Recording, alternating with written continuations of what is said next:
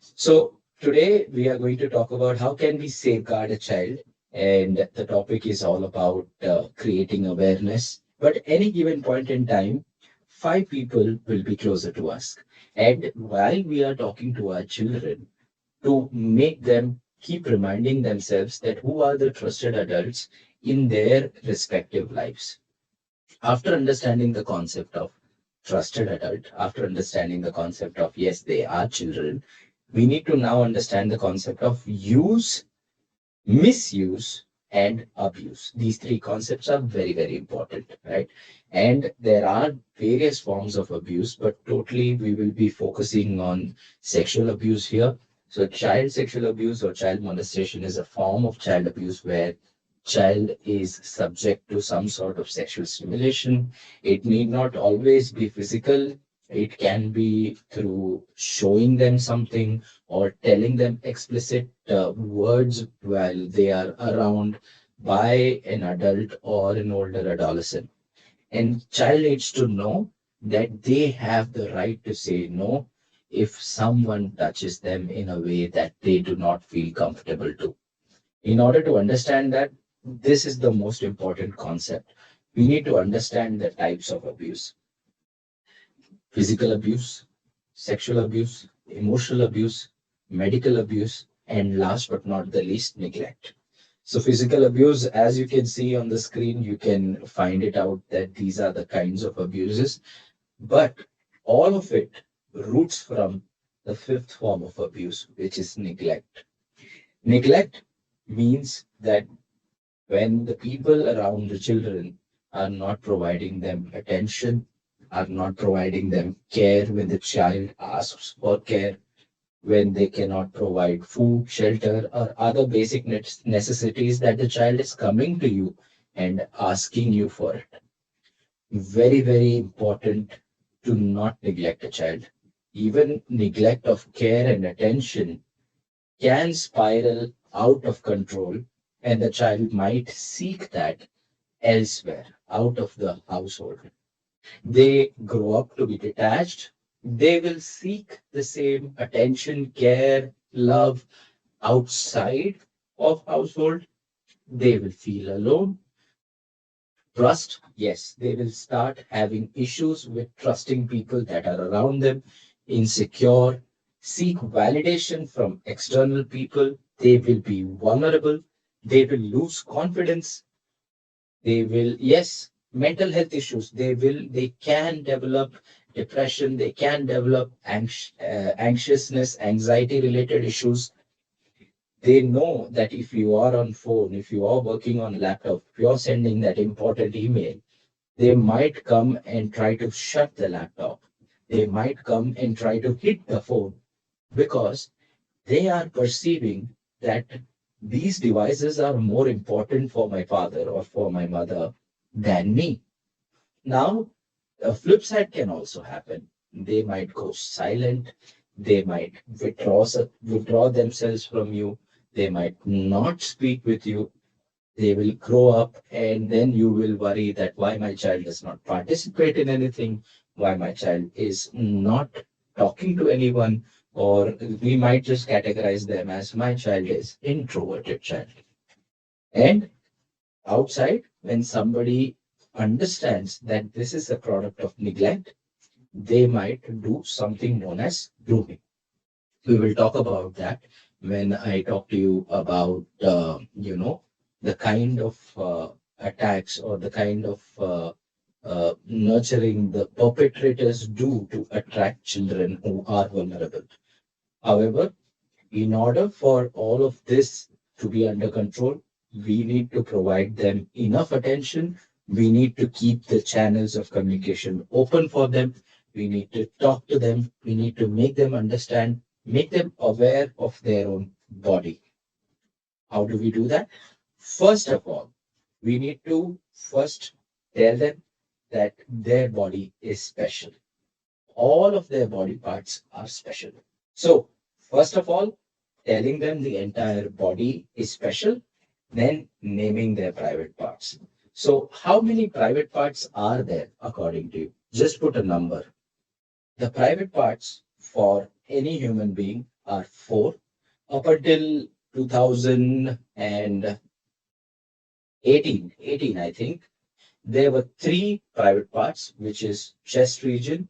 In boys, it is penis. In girls, it is vagina and buttocks. But recently, in 2018, UNICEF also listed lips as a private part. Provide specific scientific names to private parts to the children. Because if a child is having a problem in their respective private part, how will they come and tell you if they do not know what their private parts are named? So if we talk about their private parts as if that is something to be ashamed of, they will develop the ideology that this is something we need to be ashamed of. We do not need to be ashamed of. We need to talk to them about it and tell them that these are private parts. And trust me, you can start talking about your private parts as early as the child is 2 years and onwards, because this is the time when they start developing language. And lips are private too, even if they are not covered, you do not let anybody touch them. This is the aspect. You may feel good as soon as they start implementing it, but trust me, we started talking about this when my child was 1 year, 8 months old. You may think that it is not working out, but my son today is 2 years and 6 months old. This is when they start putting that into action. We started as early as 1 year, 8 months old. Now it is 2 years, 6 months old. And now is how he has started demonstrating. He has started confidently talking about these things at the home. After this, so once you have introduced the concept of private parts, you need to slowly start introducing them to the concept of safe touch and unsafe touch. And then we also demonstrated any touch to this area is unsafe, any touch to this area is unsafe. So this other day, I think we took him out to a hotel, and the waiting staff was really, really adamant because the son is very cute. They were playing with him and they wanted to kiss him on the cheek.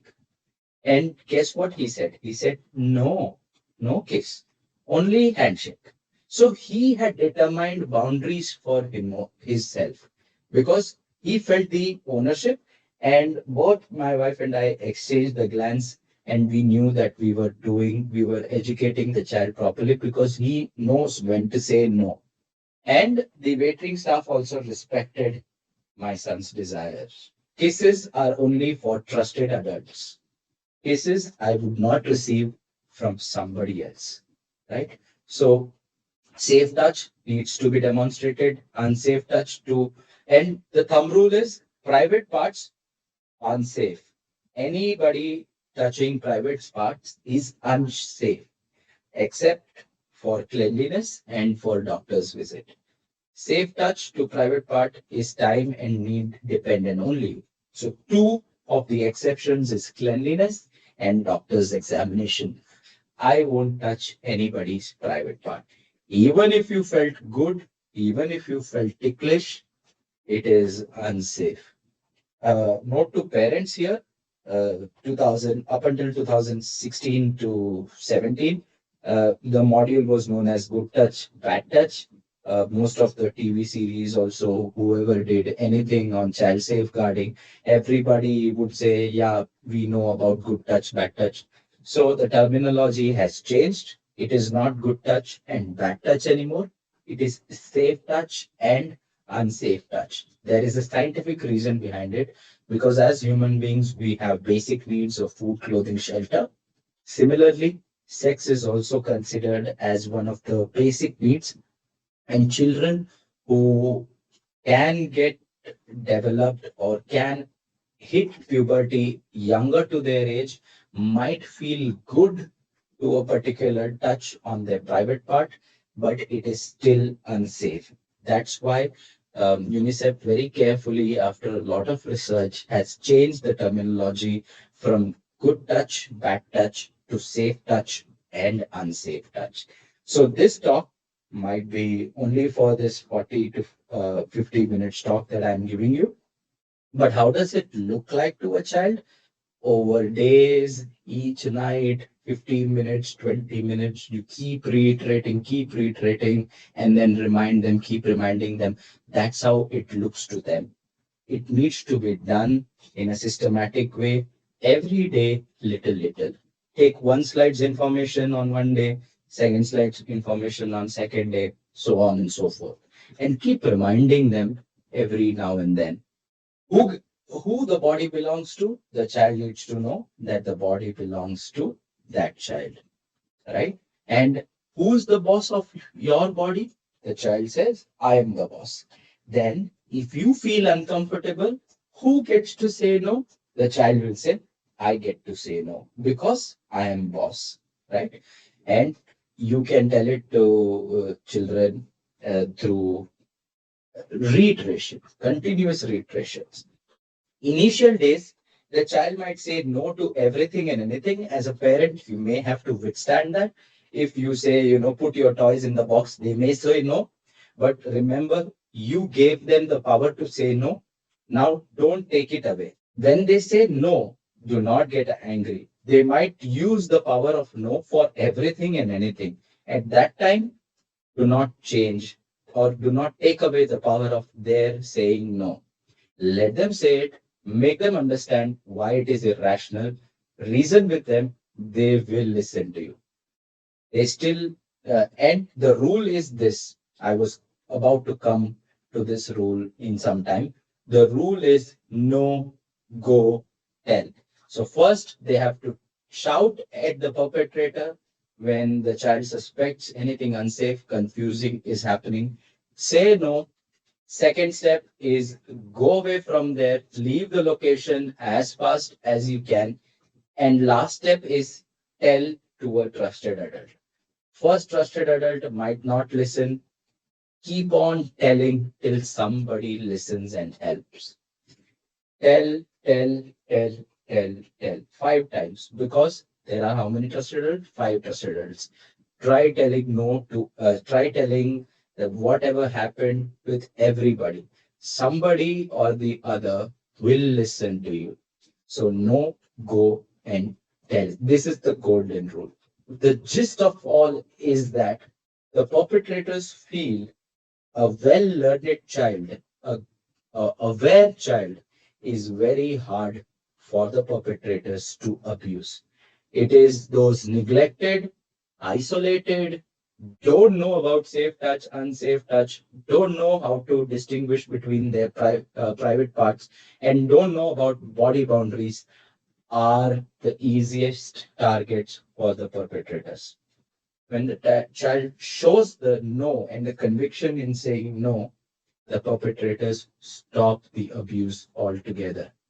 Trust me, it is not the child who freezes up, it is the perpetrator who freezes up because they know that they are doing something wrong to the child and it's not the other way around. While they are telling you, remove the guilt or the shame from the entire incident. Because just as a child falls, child looks at you for your reaction. And if you say, oh, my child has fallen, they will cry all the more. But if you panic as a parent, the child looks at your reaction and knows something grief has happened and I need to cry more. I need to cry a lot more. Make sure you address the child first. You ask how they are, what is their feelings. You take an account of all of that because most often I have seen parents while I have gone, they ask the child, who was that person who did this to you? They are more worried about the perpetrator rather than the child. So listen to your child, take the download of the entire uh, information, and then you calm the child down, remove the guilt and the shame from this entire incident. It is never the child's fault. It is never the child who needs to be guilty. Give underlying information that it is not just the stranger danger that you need to be worried about. It is not always a stranger. It can be somebody who is known to the parent, who is known to the grandfather, who is known, who visits very often. It can be anybody who can be doing this to our child. So when a child says something, always give them that trusting ear and confront the person about whom the child is saying something. Yes. So regarding the safe and unsafe, like I said, the four private parts are totally unsafe zone. Nobody gets to touch my private parts. That is unsafe. And I would touch anybody's private part. That is also unsafe. However, if I feel uncomfortable when somebody is touching on my arm also like this, if I am feeling uncomfortable, like I mentioned in body boundary, I am in charge of my body and I get to say no because I felt weird, I felt afraid, I felt confused, I did not understand what is this kind of touch. So I say no. That is it. Right? Having said this, remove the guilt and the shame, reiterate no go tell, and towards the end, keep doing this summarization every week, every month up until child knows it thoroughly.